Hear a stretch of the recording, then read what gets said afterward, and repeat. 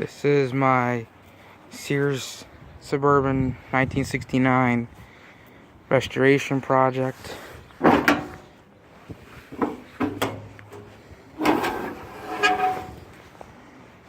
Freshly painted gas tank. If anybody wonders the color, it's Kubota orange. Temporary gas cap until I find a factory one. Carburetor leaks. Needs a new one. I can't find one.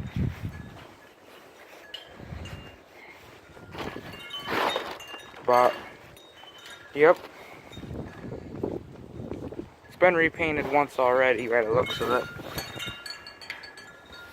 Somebody painted over the grates, which I'm sanding right now. You can still see the original Suburban 12 logos.